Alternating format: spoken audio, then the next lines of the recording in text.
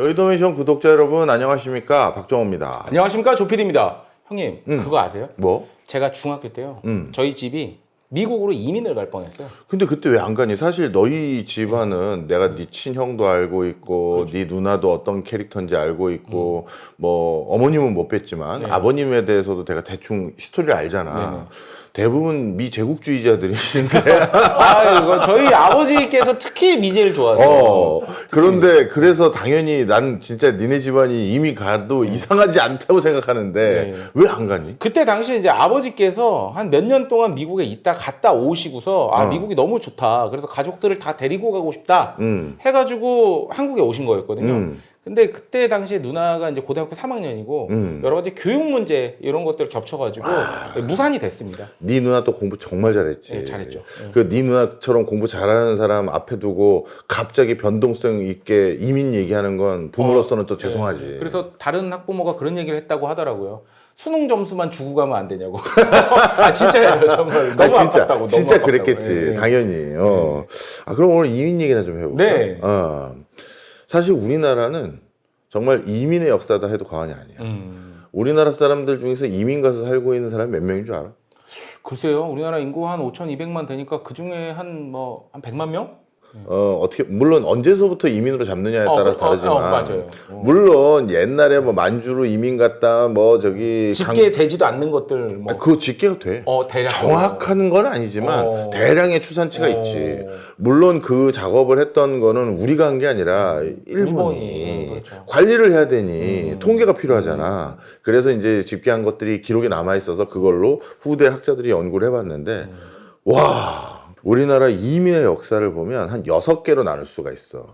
근데 그 6개로 나누면 우리나라의 변화도 보이고 이민 가는 사람들은 왜 가서 또 어느 동네 이민 온 사람은 왜 가 있는지 이런 걸 좀 알 수가 있는데 일단 첫 번째 이민의 트렌드는 19세기 후반 이때부터지. 이때는 뭐 우리가 다 알지. 먹고 살기가 너무 힘들었어. 그렇죠. 그래서 이때 19세기 후반에 이민을 갔다. 그래서 우리 선조들이 어딘가 정착했다라고 하면 사실 한국 사회의 주류는 아니었던 거지. 그렇죠. 먹고 살 게 없어서 또 내가 농사지을 땅 한마디기가 없어서 농사지으러 간다라고 해서 선택한 곳. 당연히 배 타고 멀리 가기는 어렵잖아. 그래서 어디? 만주와 연해주. 당시 중국 정부에서도 만주와 연해주의 이 버려진 땅들, 여기가 뭔가 춥고 또 척박하기도 한데 뭐 재배하면 잘 자라. 뭐가 잘 자랄 것 같아? 일단 콩이야. 밀. 맞아. 콩이야, 특히. 콩. 밀보다는 콩이야. 두만강이 두가 콩두자야. 콩두자. 콩이 많은 강이란 뜻이라서 그 근처에 누군가가 개간만 해주면 옥토가 될 것 같은데 중국 사람들은 다 거기까지 안 가거든. 그렇죠. 그래서 한국 사람들이 넘어와서 사는 것들을 그냥 지켜봤고 개간해서 거기 내 땅이요 하고 하는 것도 그냥 놔뒀던 거야. 그게 소문이 조금씩 나면서 점점 기근이 있을 때마다 넘어갔고 그 넘어가서 누가 거기서 자리 잡고 잘 살대더라 이런 소문이 나니까 그럼 나도 갈랜다 이렇게 해서 넘어간 사람들이 있는데 그래서 거기 지역을 간토라고 불러. 개간한 땅. 개간한 땅. 그래서 간토 이렇게도 부르는 게 다 그런 뜻인데 이게 19세기 후반에 우리의 첫 번째 이민사라고 할 수가 있고 그 다음에 1903년부터 1905년 사이에 이민이 또 두 번째 이민이야. 이거는 갑자기 점핑해서 원거리 이민을 가. 네.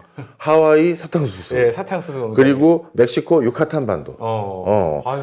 말 그대로 이제 뭔가 철도도 나야 되고 또 나름대로 또 인구도 조금씩 늘기 시작하니까 먹거리를 생산해야 되고 그걸 통해서 다시 무역을 하기 위한 먹거리가 필요했던 미국에서 전략적으로 뭔가 진짜 고된 노역을 할 수 있는 이거는 뭐 거의 노예급으로 사람을 데려온 거야. 그리고 태양빛이 얼마나 뜨거워요.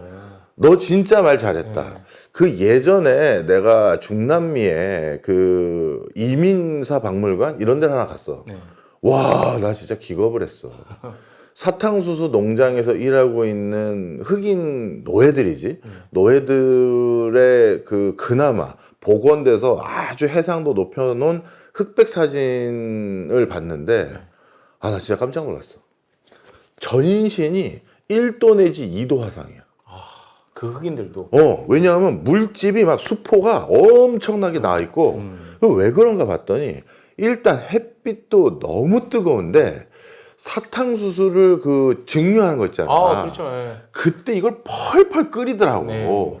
그 불가마니 앞에서 그 땡볕에 와. 굉장히 그 노동 집약적인 사업이잖아요. 그 그렇지. 사탕수수 사업이. 어휴. 그래서 그 고된 상황 속에서 진짜 온몸에 화상을 입은 그 모습이 그대로 사진으로 있는데 진짜 이거는 너무 참혹할 정도였어.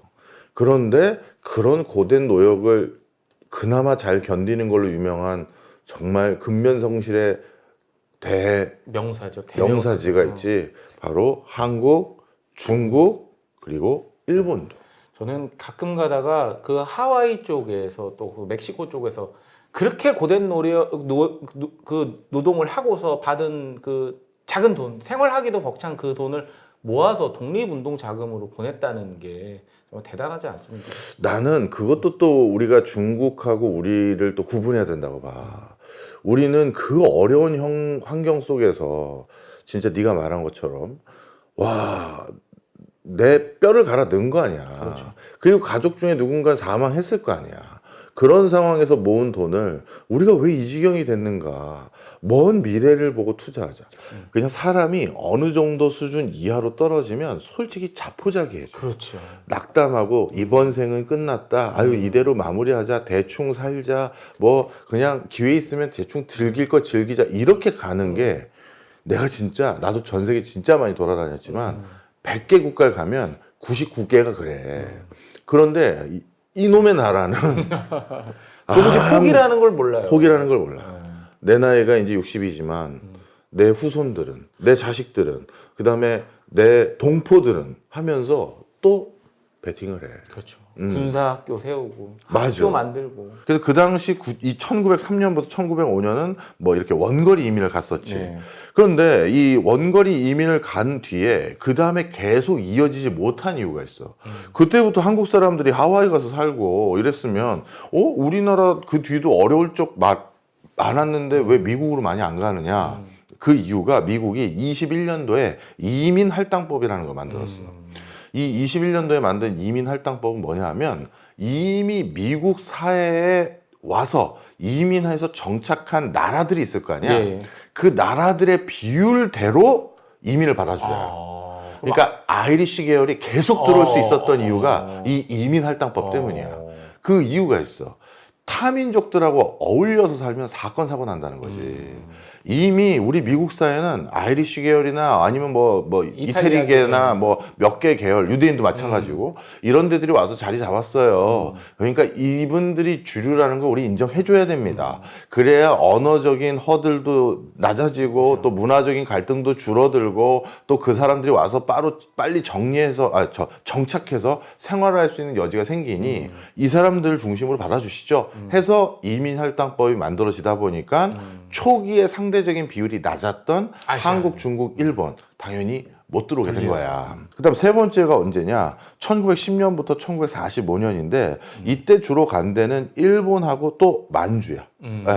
일본하고 만주로 간 게 당연히 한국이 그때 살기가 어렵다고 생각해서 저임금 노동자로 간 건데 그렇죠.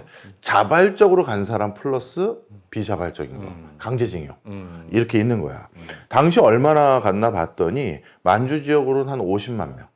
많이 갔네. 많이 갔어. 근데 일본은 더 갔어. 일본 본토로 저임금, 저숙련 근로자로 간 사람이 210만 명이야. 야, 210만 명이 간 거야. 빠져나왔네. 그래서 무슨 영화에서도 나오잖아. 탕부로 일하고 뭐 거기서 광산에서 일하다 그렇죠. 유명을 달리하고 하는 210만 명이 갔는데 난 이거는 아직도 이해가 잘 안 가. 해방이 됐대. 대한민국이. 너랑 나랑 일본에 강제징용으로 끌려갔어.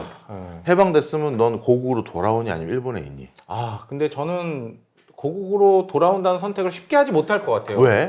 왜냐면 고국의 상황이 너무너무 처참해. 아. 네, 그리고 이제 거기서 어느 정도 적응이 됐어요. 심지어 거기서 현지 여자까지 만났다면 또 아이까지 낳았다면 거긴 진짜 못 돌아오는 거예요. 그래서 그런지 모르겠는데 210만 명이 갔는데 60만 명이 남았어. 우린 그냥 여기 있겠다. 그리고 나머지가 돌아온 거야. 그러니까 한 150만 명 정도는 돌아오고 나머지 60만 명은 남은 거지. 지금 이제 그 있는 제1교포 사회의 어떤 씨앗이지. 그래서 이렇게 1910년부터 1945년까지는 일본과 만주로 또 대거 넘어갔고, 그러니까 이때 넘어간 숫자만 해도 근 250만 명이 넘으니까 800만 명 중에서 요 전에 넘어간 사람들의 숫자가 또 어마어마한 거지. 자, 그런데 45년부터 60년까지는 이때도 이민이 있었느냐? 있었어. 미군이 한국에 주둔했을 때 미군과 결혼한 여성. 그랬을 것 같아. 그 사람들이 미군하고 같이 넘어간 거야. 이 숫자. 근데 이때 미군이 나 너 책임질게 하고 데려간 미군은 정말 좋은 사람이야. 아, 진짜 좋은 사람이에요. 진짜 좋은 사람이야. 그렇죠. 안 데려가고 남아져 있는 사람들이 있었었고, 그리고 한국전쟁 터졌잖아. 엄청난 고아, 장애, 뭐 이런 아이들이 많아졌잖아. 또 혼혈 아이들 생기고. 혼혈 아이들도 생겼고. 근데 혼혈 아이들은 우리 사회에 혼자 적응 못 하잖아. 우리가 얼마나 배척하는 사회니. 그렇죠. 그 당시에는 뭐 혼혈 보면은 정말 동물원에 진짜 뭐 원숭이 보듯이 그렇게 너무 흔하지가 않으니까. 예, 그렇게 뭐 너무 다르니까 그렇게 좀 지금하고 좀 다른 시선으로 바라봤었던 그런 시대였죠. 한국에 주둔했던 군인이 여기 혼혈 아이를 낳았는데 그 아이가 어떻게 아빠랑 연락이 닿았어. 여기서 한국 어머니가 돌아가시면서 네 아빠가 버지니아에 어디 살고 있다. 아니면 뭐 멕시코에 어디 살고 있는데 아빠한테 한번 연락을 해보렴. 아니면 아빠를 찾아가 보렴 했는데 혈기왕성한 미군이 그때는 뭐 진짜 노골적으로 표현해서 뭐 재미 보고 그냥 무책임하게 도망갔다 이렇게 할 수도 있는데 사람이 좀 나이 들면 또 약간 자기 핏줄 그 혈육의 어떤 그 끈끈한 이런 게 다시 생긴다며. 그렇죠. 뭐 우리가 그 나이는 아니겠지만 그런데 진짜 이영만리의 아들이라고 하는 애가 편지가 왔는데 이 애틋한 거지. 그 와라 해서 이제 가는. 그래서 그 세대들이 거기 가서 그러니까 무연고 입양으로 아이 수출한 거나 연고 그 초청 이민이나 또 아니면 가족들이 그냥 미군 부대 아빠와 같이 손잡고 간 그 숫자가 다 합쳤더니 11,000명 정도가 되는 거야. 그것도 적지 않네. 적지 않아. 이거 뭐 대봤자 얼마나 될 거라고 생각하시는 분들 계신데요. 11,000명이나 됩니다. 이게 대단한 숫자예요. 그 다음에 지금이 네 번째 한 거야. 네. 다섯 번째가 뭐냐 하면 62년도부터 80년인데 이때도 이민이 이렇게 이것도 또 눈물 나는 얘기야. 우리나라 정부 주도의 이민이었어. 그래요? 너무 인구가 많은 거야.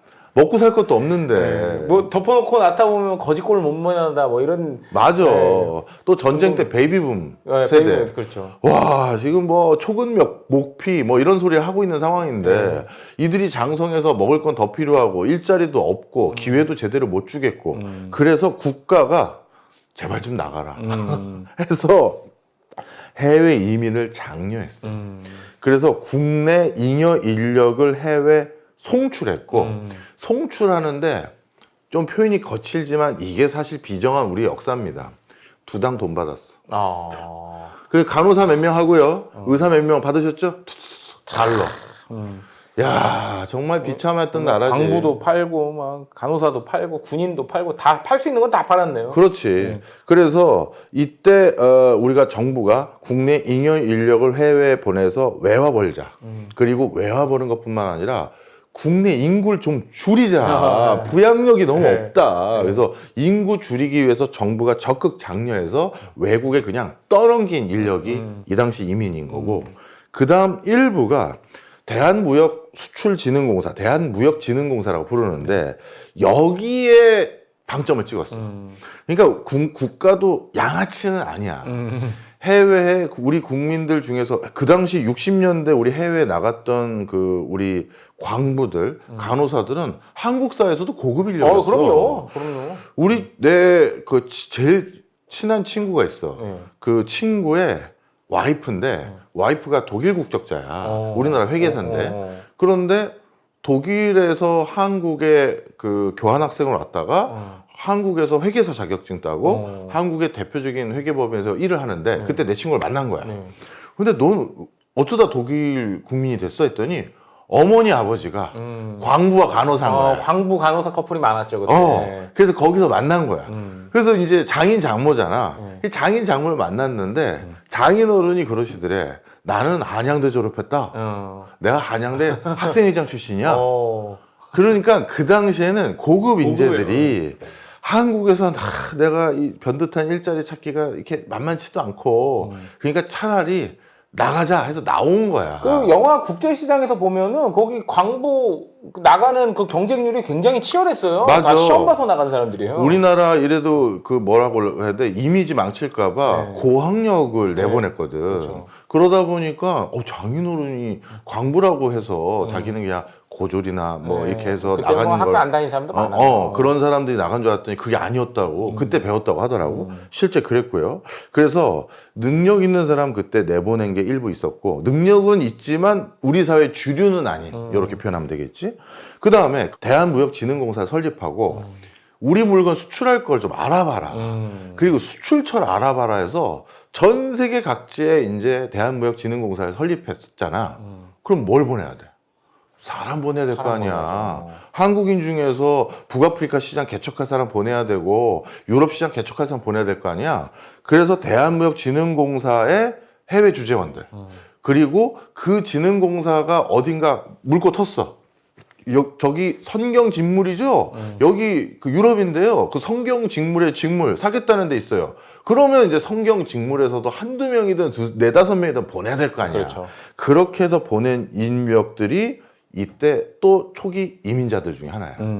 그런데 그때 해외 주재원으로 가장 많이 갔던 이민들의 루트가 어떻게 흘러가서 어디로 갔냐면 역시 1962년부터 80년대까지 최고의 우리가 해외에서 성과 낸 거는 중동 건설붐. 아, 중동 그렇죠. 그때 건설 노동자들만 간 게 아니라 그 사람들에게 송장 써주고 뭐 관세 처리해주고 물건 받아주고 하는 걸 해야 될 거 아니야.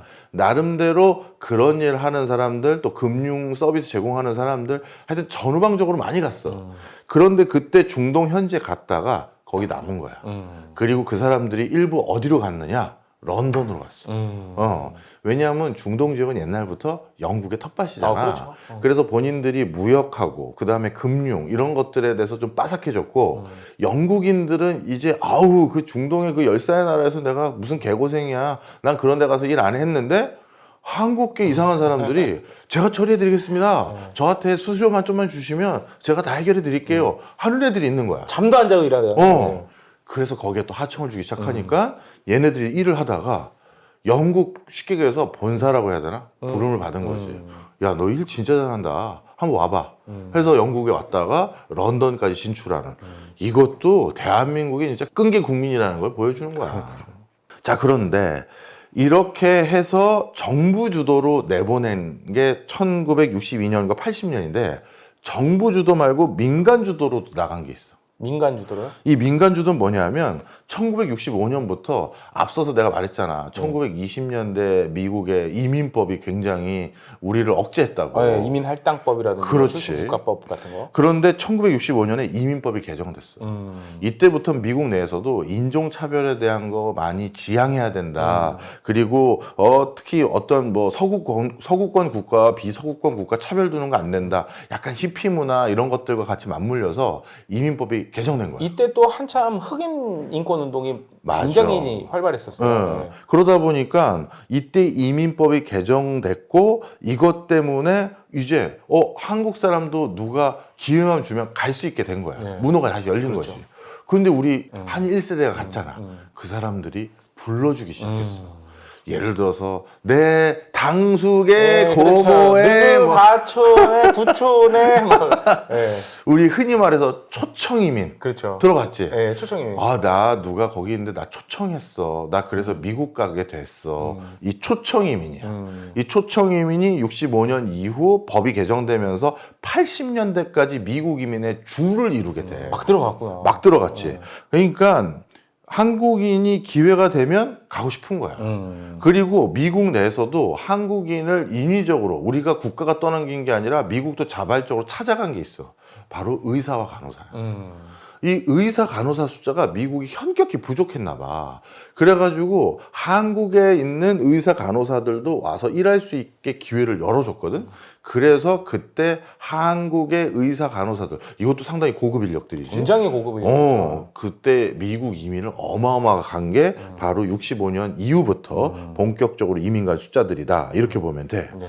자, 그러면 총 지금까지 5개 말씀드렸습니다. 1세대 19세기 후반 만주 연해주, 그 다음에 1903년부터 1905년 하와이 멕시코, 그 다음에 1910년부터 1945년까지 일본과 만주 간 거, 45년부터 60년까지는 한국 전쟁으로 미군 가족, 그리고 해외 입양, 그리고 혼혈 이렇게 간 거, 62년부터 80년에는 나라가 국가 주도로 한 거. 국가가 보낸 거, 또 미국 이민법 개정돼서 간 거 이렇게 됐는데 여기까지 설명드리면 우리나라 그 이민사를 보면 능력이 있고 나는 한국 사회에 지금의 사회적 신분에 만족하지 않겠다는 사람이 기업가 정신을 발현했다고 해야 되나? 약간 도전했다고 해야 프론티어 되나? 정신이죠. 프론티어 정신.